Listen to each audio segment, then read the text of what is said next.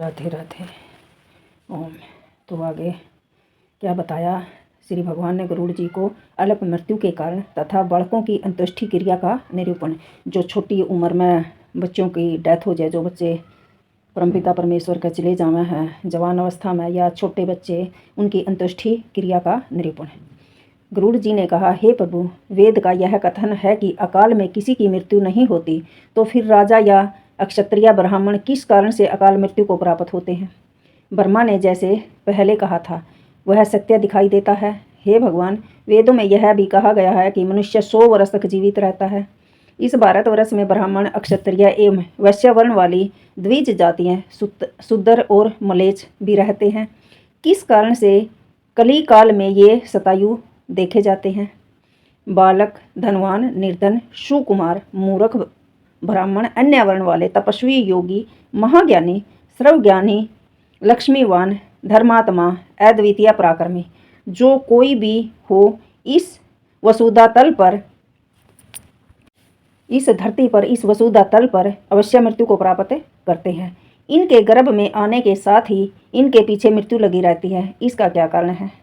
श्री भगवान ने कहा, हे महाज्ञानी गरुड़, तुम्हें साधुवाद है, तुम मेरे प्रिय भगत हो, इसलिए प्राणी की मृत्यु से संबंधित गोपनीय बात भी मैं तुम्हें सुनाता हूँ। हे पक्षीराज, कश्यप पुत्र महातेजस्वी गरुड़, विधाता द्वारा निश्चित की गई मृत्यु प्राणी के पास आती है और शीघ्र ही उसे लेकर वहाँ से चली जाती है, धरा से चली जाती है।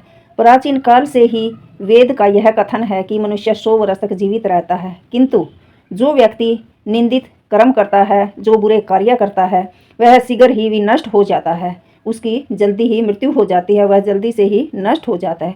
जो वेदों का ज्ञान न होने के कारण वंश परंपरा के सदाचार का पालन नहीं करता, जो आलस्य वंश क्रम का परित्याग कर देता है, जो आलस्य में होकर क्रम का परित्याग कर देता है, जो सदैव त्याज्य कर्मों को सम्मान देता है, बुरे कर्मों को का आदर करता है, सम्मान देता है, जो जिस किसी के घर में भोजन कर लेता है और पर स्त्री से अनुरक्त करता है, इसी प्रकार के अन्य महादोषों से मनुष्य की आयु क्षीण हो जाती है, कम हो जाती है। श्रद्धाहीन, अपवित्र, नास्तिक, मंगल का परित्याग करने वाला, परद्रोही, असत्यवादी ब्राह्मण की मृत्यु अकाल में ही यमलोक ले जाते हैं। प्रजा की रक्षा न करने वाला, धर्म आचरण से हीन, क्रूर, व्यसनी, मूर्ख, वेद अनुशासन से पृथक और प्रजा पीड़क, जो प्रजा को पीड़ा देता है, अक्षत्रिय को यम का शासन प्राप्त होता है। ऐसे दोषी ब्राह्मण एवं अक्षत्रिय मृत्यु के वशीभूत हो जाते हैं और यम यातना को प्राप्त करते हैं। जो अपने कर्मों का परित्याग कर तथा जितने मुख्य आचरण हैं उनका परित्याग करता है और दूसरे के कर्म में निरत रहता है, वह निश्चित ही यमलोक में जाता है। जो शूद्र द्विज सेवा के बिना अन्य कर्म करता है, वह यमलोक में जाता है। तदंतर वह उत्तम, मध्यम या अधम कोटि वाले यमलोक में पहुंचकर बहुत दुख भोगता है। जिस दिन स्नान, दान, जप, होम, स्वाध्याय और देव पूजन नहीं होता, मनुष्य का वह दिन व्यर्थ हो जाता है। रसो अद्भुत यह शरीर अनित्य, अध्रुव तथा आधारहीन है। हे पक्षिंदर, अब मैं अन्न और जल से बने हुए इस शरीर के गुणों का भी वर्णन करता हूँ। प्रातःकाल संस्कृत अन्य निश्चित ही सायंकाल नष्ट हो जाता है, अतः उस अन्न के रस से पुष्ट शरीर में नित्यता कैसे आ सकती है? हे गरुड़, अपने प्राकृत कर्मों के अनुसार शरीर तो मिल चुका है, इस तरह यथा योग्य शरीर निर्माण रूप आधा कार्य तो हो चुका है, पर आगे दुष्कर्मों से बचने के लिए, अपनी सुरक्षा के लिए परम औषध का सेवन करना चाहिए। बुरे कर्मों से बचने के लिए अच्छे कर्मों का सेवन करना चाहिए, परम औषधि का सेवन करना चाहिए। क्या यह शरीर अन्नदाता पिता या जन्म देने वाली माता का है, अथवा उन दोनों का है? यह राजा का है या बलवान का, अग्नि अथवा कुत्ते का है? कीटाणु, विष्ठा अथवा भस्म के रूप में परिणत होने वाले इस शरीर के लिए श्रेष्ठतम यज्ञ कौन हो सकता है? पाप विनाश के निमित्त प्राणी के उत्कृष्ट यत्न करना चाहिए।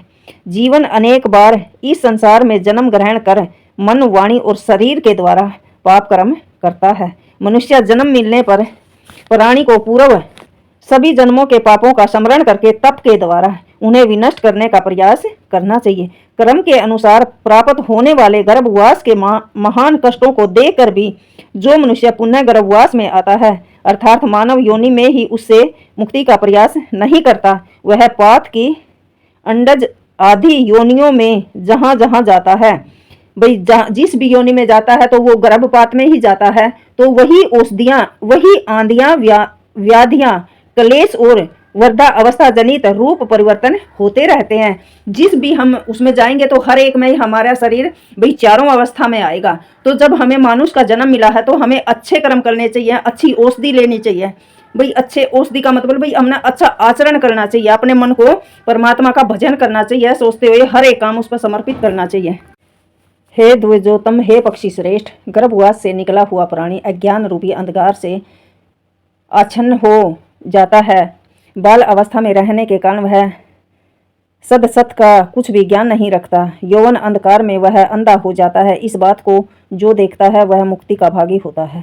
प्राणी चाहे बालक हो, चाहे युवा, चाहे वृद्ध हो, वह जन्म लेने के बाद मृत्यु को अवश्य प्राप्त होता है। धनी, निर्धन, सुकुमार, कुरूप, मूर्ख, विद्वान, ब्राह्मण या अन्य वर्ण वाले जनों को भी वही स्थिति होती है। मनुष्य चाहे तपस्वी, योगी, परमज्ञानी, दानी, लक्ष्मीवान, धर्मात्मा, अतुलनीय, पराक्रमी कोई भी हो, मृत्यु से नहीं बच सकता। बिना मनुष्य देह को प्राप्त किए सुख दुख का अनुभव नहीं किया जा सकता।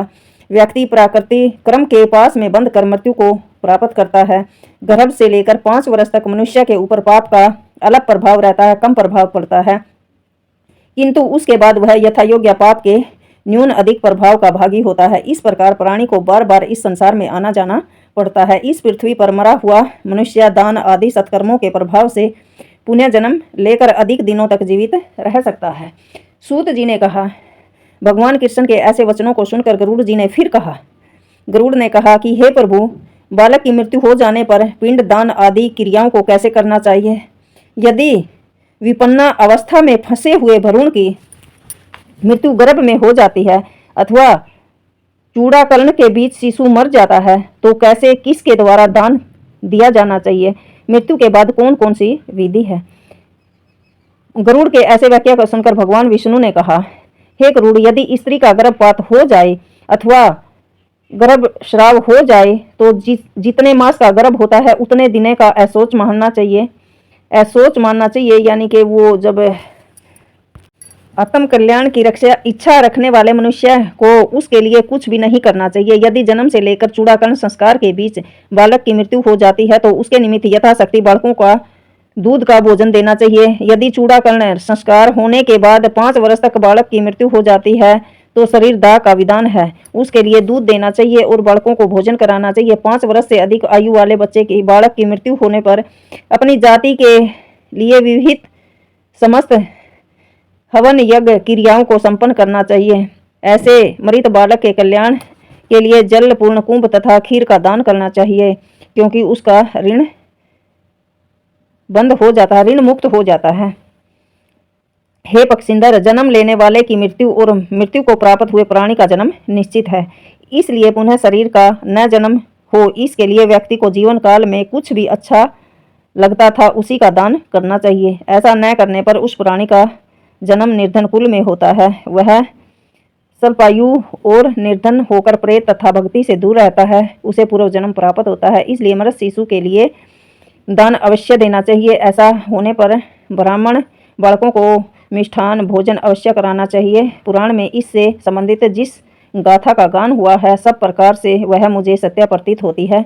गाथा इस प्रकार है, भोज्य वस्तु एवं भोजन शक्ति रीति शक्ति रहने पर श्रेष्ठ स्त्री की प्राप्ति तथा धन वैभव एवं दान शक्ति ये तीनों अल्प तपस्या का फल नहीं है। ऐसा साथ साथ होना बड़ा ही दुर्लभ है। दान देने से प्राणी को भोगों की प्राप्ति होती है, तीर्थ सेवन से सुख मिलता है और सुभाषण करता हुआ जो मरता है वह विद्वान धर्मवेताओं से श्रेष्ठ होता है। दान न देने पर प्राणी दरिद्र होता है, दरिद्र होने पर पाप करता है, पाप के प्रभाव से नरक में जाता है, इसलिए बार बार वह दरिद्र एवं पापी बन जाता है। ओम।